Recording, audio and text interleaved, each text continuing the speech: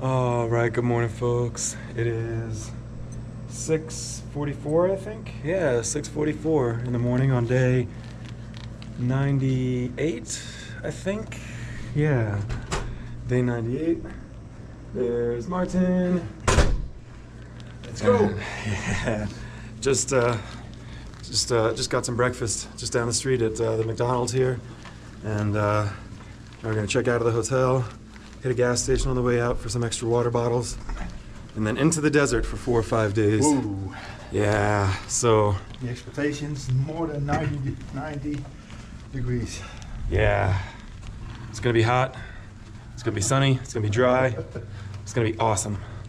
So excited about it. So excited about it. Anyways, we'll get checked out. We'll get on the trail, we'll get hiking. Okay, just leaving the come and go over here on the way out of town with a couple of fresh water bottles. One thing I forgot to mention, so I think it's gonna be 14, 13, something like that miles before our first water source. So I did get some fresh bottles, which hopefully won't puncture at any point on this jump. Something I didn't mention is that I did indeed receive, mercifully, my brand new 3-liter CNOC bag. Arrived to the post office yesterday, and I claimed it yesterday. So I have that, and I'm really, really excited about it. But all the same, this is a dry and potentially kind of, well, a dry section. I'll just kind of leave it at that and let you draw your own conclusions. So rather than relying exclusively on the standard sort of 3-liter CNOC plus 2 water bottles, I am carrying a 3rd water bottle, which, you know, just in case the CNOC fails or a water bottle fails or whatever. Frankly, I think this is just a little stretch where it's prudent to have a little redundancy built in when it comes to the ability to carry water. So that's what we're doing. And again, got a little bit of a road walk to get out of town. And Martin's really excited to work on his tan on this jump. It's gonna be great. All right, we'll get going again.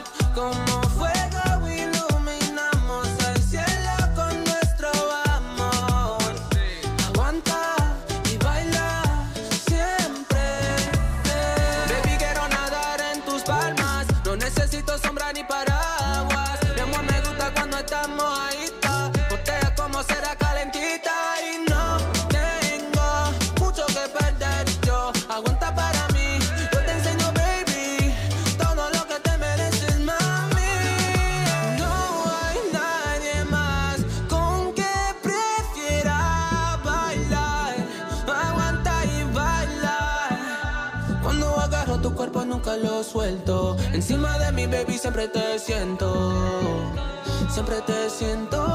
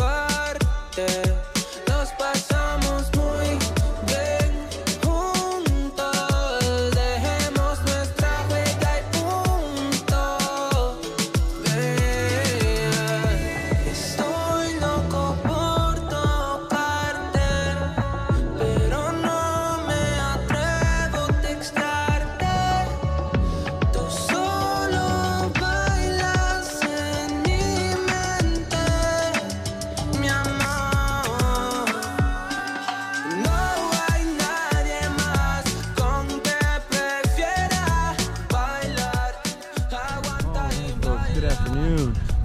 It is 1:31 p.m. and far and away the hottest it's been on the trail so far. It is 92.4 degrees. That's pretty warm. Luckily there's a gentle wind blowing, which is kind of making it a little more manageable, but you know, if it was a strong wind, which it may be in coming days, then it would mean really, really, really oppressive dust. So I'm hoping it remains windy. I'm hoping that wind remains mild. But anyways, turned on. As you no doubt know, it's day 98. Multiple of 7. Time for a weekly health update. Wanted to begin this health update just by thanking everyone who responded to my request for feedback on this little segment. What would have been probably a few weeks ago now. But yeah, I'm glad to hear that you guys are enjoying this this little segment. And you know, I mean, it was probably something I was going to continue doing either way, honestly, but it is nice to know that you're enjoying it and not just skipping it, or you know, just kind of grinning and bearing your way through it. So thank you anyways, again, to those of you who responded. Well, day 98, probably the biggest thing I kind of want to address was a few days ago. I did that 38-mile day, and I think I did that 38-mile day the day after I was reflecting on the observation that my right ankle seems aggravated by big mileage days, and perhaps some of you put that together, and perhaps some of you have been wondering how I responded to that 38-mile day the other day. Well is the answer. I responded real well. The ankle honestly didn't seem to notice, which is amazing and not what I expected, but super, super, super encouraging. Again, because I expect these next few days are going to be 30-ish, 30 plus, hopefully 30 plus. But yeah, so 38-mile day, right ankle kind of took it in stride, pun fully intended. I will say about the right foot though, so something I noticed off that 38, whoa, there's a big hole in the ground. Some critters home. Something I'll say about that 38-mile day is that my right foot, so I think I've mentioned before that my feet, the skin on the bottom of my feet is just tough like leather now. And there's definitely some dry skin around sort of my toes and heel specifically. Not problematically dry, but definitely kind of dry. But even all through sort of like the sole of the foot, it's just tough. It's just tough like leather. It's kind of cool. But on the heel of my right foot, where that drier skin is, imagine like if you were to like step into a very, very, very shallow dish of water, and there would form like a cup of water with a flat line around your heel. Well, there's sort of like a cup of dry skin sort of around my right heel. And the thing about that cup is that at what I'll refer to as the water line, or where that dry skin transitions into a more normal sort of skin as the sort of heel kind of bends up and around the back of the heel. Well, there's that transition point, that sort of inflection point where the dry skin meets the normal skin. And I think that really hard dry skin aggravated sort of the more, I don't know what, tender skin or something, the less dry skin, and kind of developed, well, not kind of, definitely did indeed develop a blood blister there, I'm sure, off that 38-mile day, because it just kind of rides right along the seam of the drier skin and the less dry skin. Blood blisters are a bummer. Any blister's a bummer, but it is what it is. Tried to lance it up at the hotel yesterday, but I mean, that's tough skin there, and it's pretty deep. So did what I could, but I'm just kind of rocking it now. I mean, it's not covered in any particular way. It's just kind of in the socks. which actually, so it's all right though. It's not super painful. It's not really throwing me off, but it is a health thing I wanted to mention. And on the topic of socks, I think I mentioned the other day when I fell off in whatever it was, North Fork Elk Creek, that I lost one of my leg compression sleeves. Well, I just got rid of the other one too. So right now, for those of you who are really flummoxed by the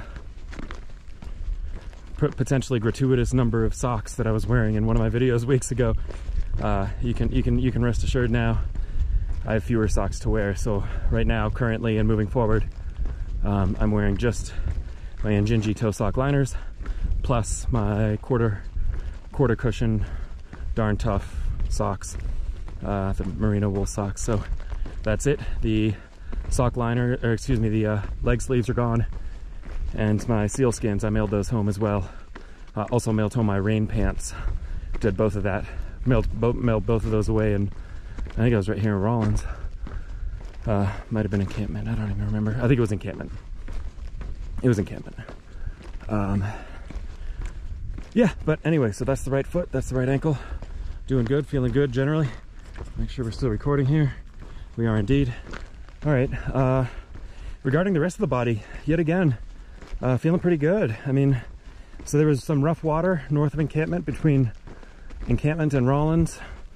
I think I mentioned that in one of my videos, that I'd heard word that it was high in magnesium, and that would result in kind of, GI issues. I didn't experience that to any hugely concerning degree, but I do feel, and after discussing with Martin some, he also felt that yeah, that water was just it wasn't great. I mean, it was fine. Neither one of us got seriously sick, but things were going a little more smoothly than usual, if that makes sense. I'll leave it at that. I don't want to get carried away, but hopefully you catch my meaning. So hoping that this next stretch has slightly better water. This stretch I'm on now, because there's really no way around that. You just need water. But yeah, but aside from that, I mean, feeling great. Feeling real good, honestly. I mean, I just wrote home a big batch of postcards to go home, and I mentioned in every one of them that, like, just in the past 200 or 300 miles or something, I've switched. I don't know if any of you have done through hikes before. You feel when your body kind of gets it. One of the phrases I use, which is kind of tongue in cheek and maybe a little more dark than I mean it, but is when your body gives up. Like, it just gives up any hope of a regular life. Well, my body's with me now. It's not against me. I feel like I'm getting it, you know? I mean, my head gets there way before my body does, but just again, in the past 200 or 300 miles, I feel strong. I feel confident, and I feel like I'm clicking now. Like, just, you know, I put in new plugs and wires, I put in a new distributor cap, and it's just, the engine's just working now. It's just working real nice. And that's the moment that I think every thru-hiker longs for when beginning a hike, is when you feel like you're actually clicking. That's really special, and I'm really happy at this point to have pretty good confidence in saying that I feel like that's what's going on, and it's great. Really good.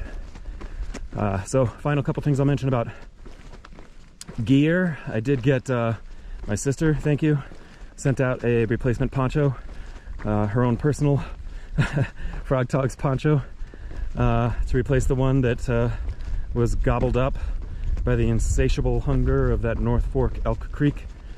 There was none at the Walmart here in town, and I was carrying a bad poncho, just a cheapy poncho, as I think I mentioned, for a few days there. But now I got my Frog Togs poncho back, put on a belt. Unfortunately, I did not have, for those of you who pay really close attention to this channel, you may remember my old poncho, the one that was gobbled up by North Fork Elk Creek, had a belt that I made sort of out of string, and then a couple of points, which were really just, in fact, a wine cork cut in half.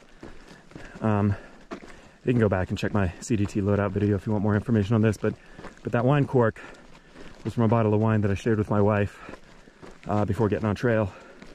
And so it does make me sad that my new poncho does not have quite as nostalgic a component involved, but you know, it's not for my wife, but it's for my sister, so it's still got, I suppose, some personal touch to it, which is nice.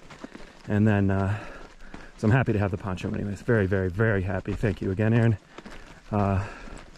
Final gear note. I have created a new windscreen for the GoPro.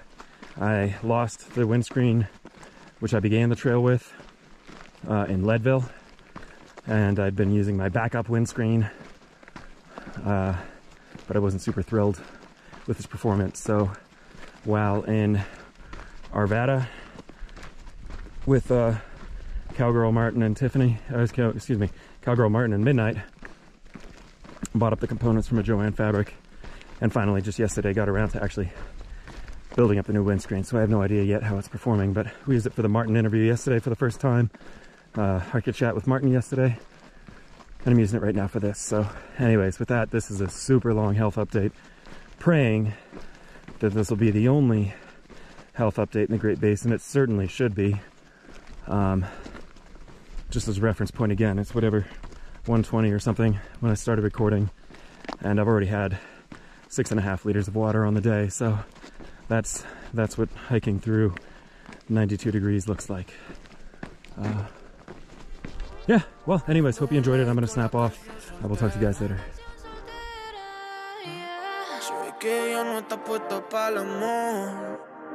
Yeah, yeah, pero eso cambiará cuando ella me vea acá.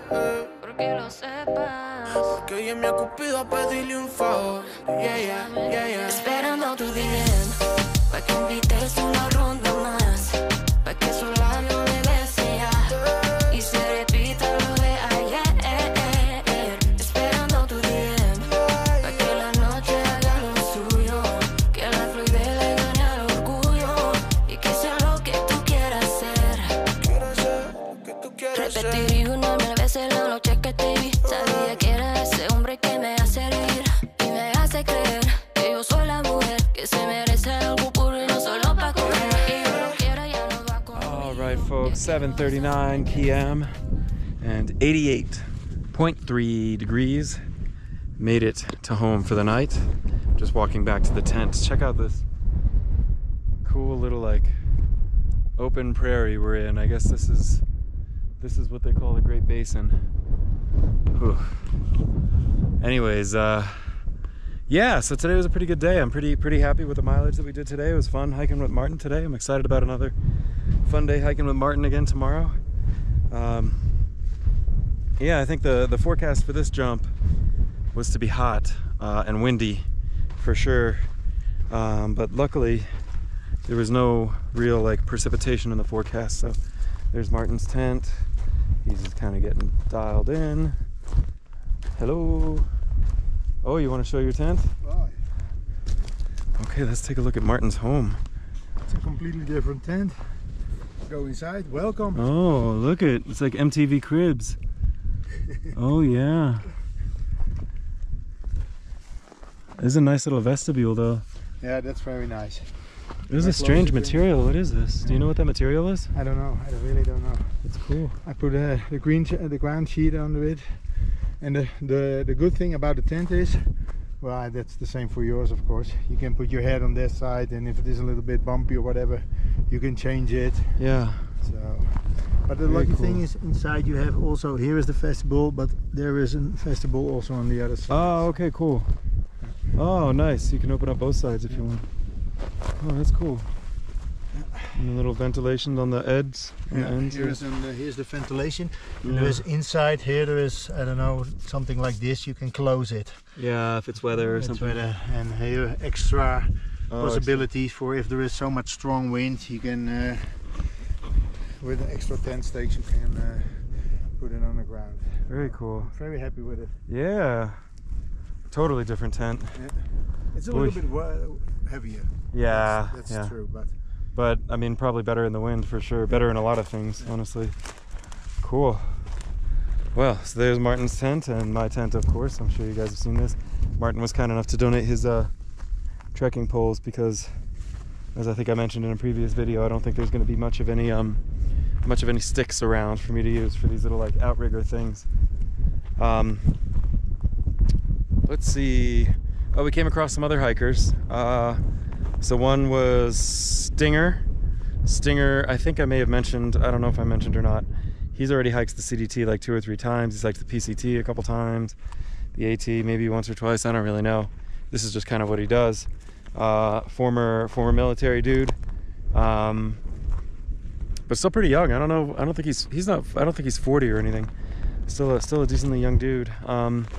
And he is hiking with let's see, there was Gables, who is not Gimbal, but Gables, plural, is a gal from Tasmania. Nice gal. I didn't really get her story as to whether she's hiked before or what her hiking experience is. And then we also met up with a fella called Slim.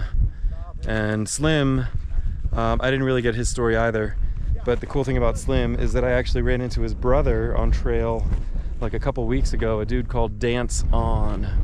I forget if I mentioned this or not. He was, Dance On was hiking like just the Colorado Trail or something like that, some section of the Colorado Trail. And kind of like, you know, we kind of jammed for a couple minutes and he said keep an eye out for his brother Slim. So now we've met Slim and that's pretty cool. Yeah, total water consumption for the day, for those of you who might be interested, I don't know what, it was over 10 liters for sure, which kind of floored all the other hikers who I just mentioned. When they heard that, they were like, what in the world? And I don't know, I drink a lot of water, man. I mean, no reason not to. I mean, lots of reasons not to, because there's not a lot of water, but all the more reason why you should be drinking a lot of water, I think. So yeah, over 10 liters for sure. And hopefully I'm able to maintain that sort of clip. But anyways, that super long health check-in earlier. I think I got to cut it right now. I'll climb into my tent, start processing videos, get comfortable, and I'll talk to you guys tomorrow.